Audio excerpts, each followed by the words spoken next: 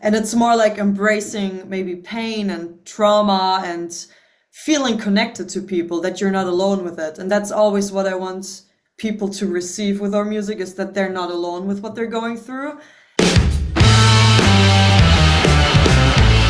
So, hello everybody. We're here today with Maria from Future Palace. How are you? Hi, I'm okay. How are you?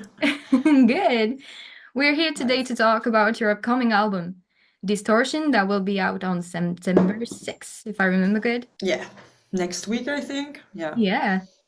So, Mm. are you excited about it?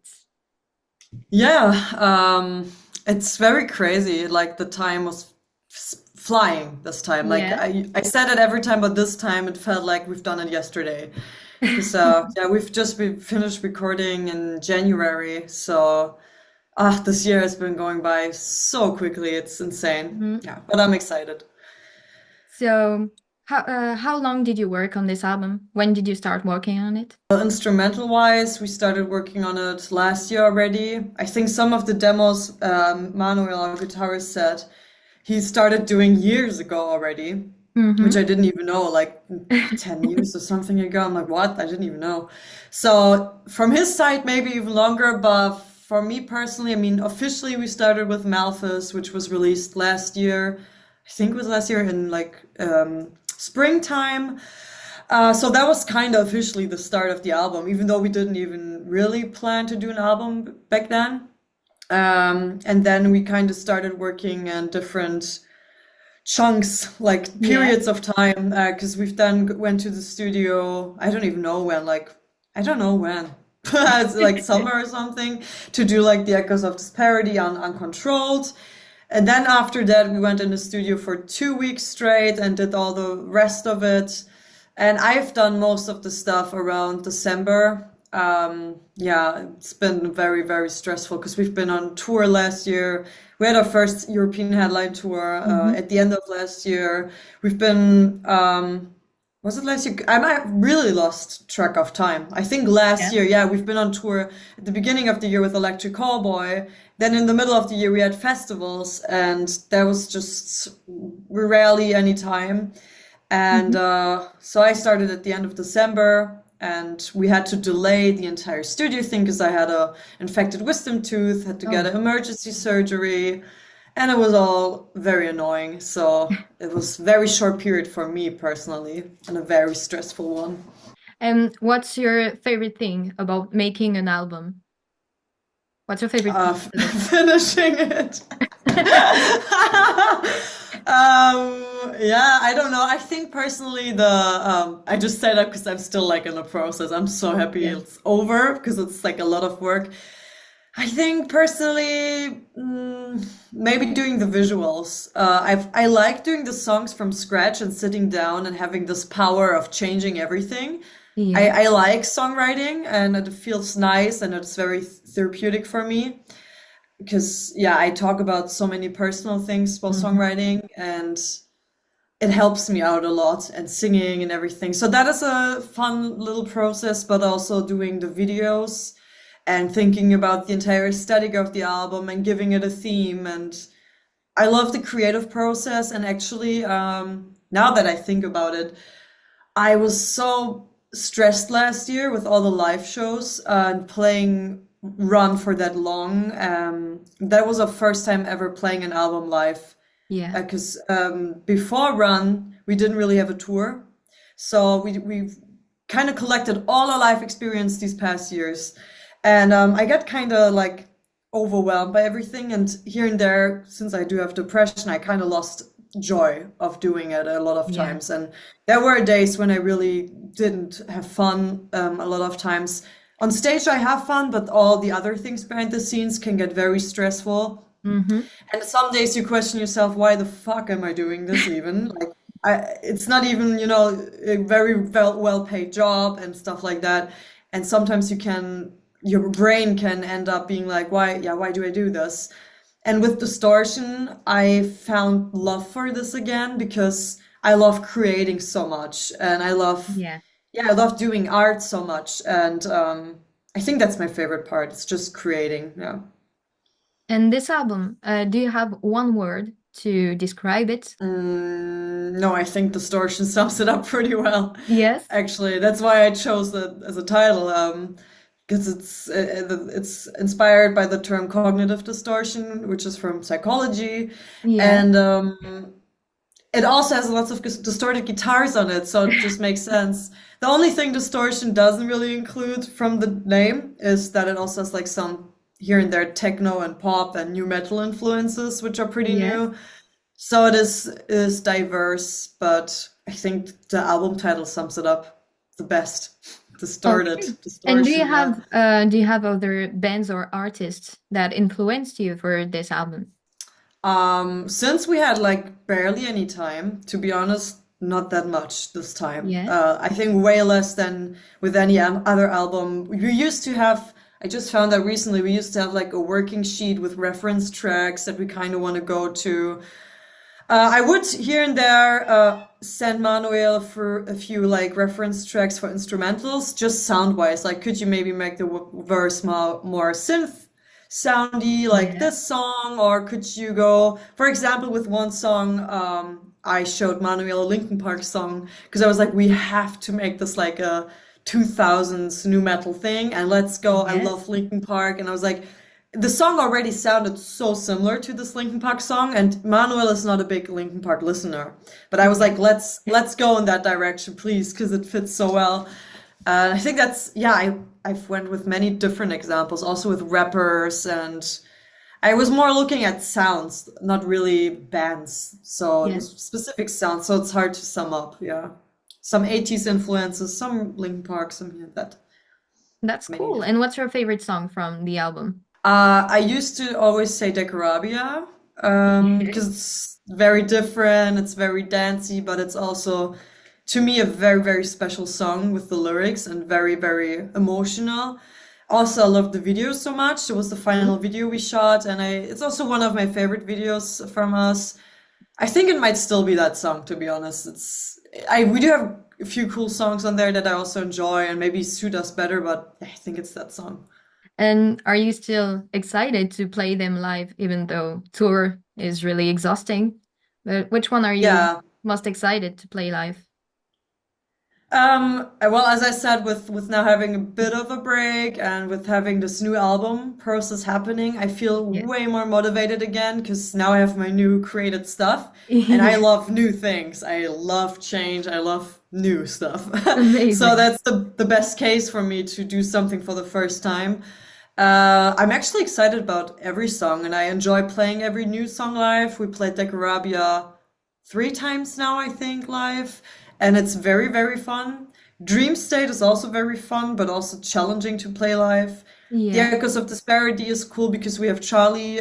We had Charlie twice now on Yeah. stage as a feature, and we never really did that, so that's also super cool.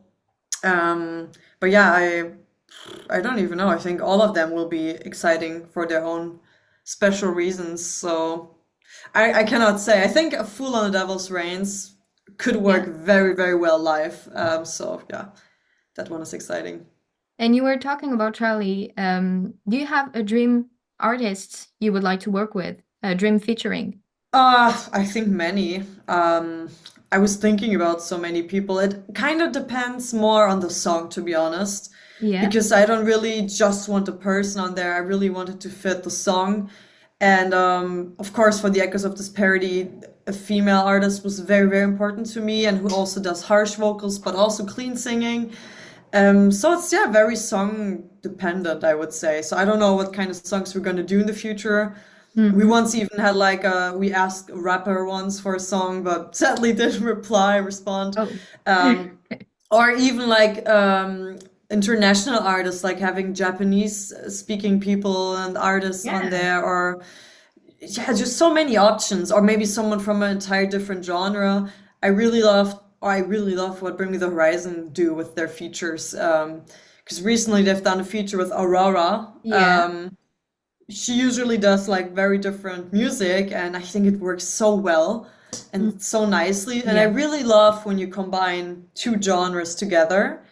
And I think that might be actually one of my wishes, maybe to find someone who has like a different kind of style and background, and make an artistically interesting song. So right now I wouldn't know who to pick, but yeah. This album has a really important message. You're talking about a lot of different topics, but important topics. What do you have to say about all this message, all about the change in the world and everything? Well, I think I've kept saying this for a few times, but I think it's the best way to put it. Is that I think the world and life and yeah, almost everything that has to do with humans always we are very dependent on our brains and our minds, Yeah. and our entire world is built the way we think. And I think that when your mind becomes such a powerful thing, you have to really make sure, is my mind real? Like, is it the reality, clarity, or is my Yeah. mind distorted by something? Could be addiction or your surroundings, or it is your mental health. And I noticed that a lot of things in this world are based from a distorted view from us.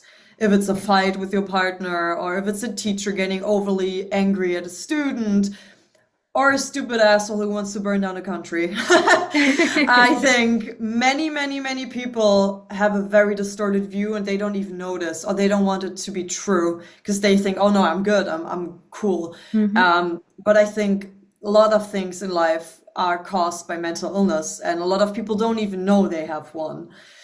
And that's what the album is pretty much about. It puts light on different mental illnesses, on different versions of this distortion, how it can look like being overly depressed, or narcissism, or anxiety, or ADHD, like many, many things that are caused or that are distorted by specific things. And that is why I wanted to, yeah, speak out about it, because I think so much, like almost everyone can relate to this, I think, or should at least think about it themselves. Like, where do I maybe distort things in my reality? Like, how can I clarify things Yeah. maybe more? Yeah, and I think that's kind of it. Because I myself noticed how much my brain will distort things and make them not real, like not enjoying what I love to do, for example, on that tour, thinking I don't deserve it, thinking I'd be better off that, and having all my loved people around me feeling the same way, like very depressed. I don't, I don't belong in this world. Like all these thoughts that shouldn't be the real version of yourself. Yeah. And yeah, that is pretty much what I decided to do. Yeah. And do you believe that through this, through the lyrics, through escaping to go to a show, like escaping your everyday life for a few hours, do you think music can actually change the world and people's moods? Yeah, I noticed it with myself first of all, and I Mhm. wouldn't even call it escaping, because to me escaping is suppressing it and Yeah. not looking at it. That is for me the real escape. When you take drugs to numb yourself out, go clubbing, maybe listen to music without any lyrics in it, or very positive lyrics to not think of all the wounds. And I Yeah. actually think our songs are the opposite. They are very, very, very confronting and very honest. And when you go to our concerts, I will talk about what I've been through, what wounds and painful things I've experienced, and I think that can be very healing actually, and it's Yeah. not like running away at all. And it's more like embracing maybe pain and trauma and feeling connected to people, that you're not alone with it. And that's always what I want people to receive with our music, is that they're not alone with what they're going through. And that even with thoughts, like very life-ending thoughts, you can keep going. That it's not the ultimate end, and that you're not hopeless. That's always what I want to show people. Like, you can have hope, and I want to be kind of like proof for that, even though that shouldn't be the case. Like, I am not a hero or anything. I'm Yeah. just a human. But I kind of want to give people the feeling of hope and of sticking to it and keep fighting. That's like more what I want to do. And I think that actually works, because I've Mhm. received many people talking to me like how our music helps them and the lyrics, and that they reflected themselves or could rely so much, and that is yeah, the best case. That's amazing. And do you have a message, something to say to those people, to your fans, actually? Um, yeah, I feel you, because the things I write are how I feel, and it feels very nice also for me to be seen and heard, and that people can relate to it, because also I feel less alone with it.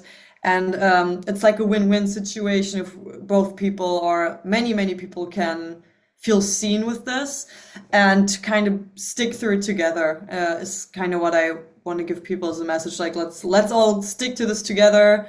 We all survive day by day and can be very proud for that. And there will come better days, hopefully. And even if there are lower days again, that is not the reality. And your thoughts are not your reality. I think that's all. Yeah, that is a very important message, maybe. You're more than your thoughts. That's amazing. Thank you so much for giving us some time today and answering our questions. Yeah, thank you for having me and for the nice questions.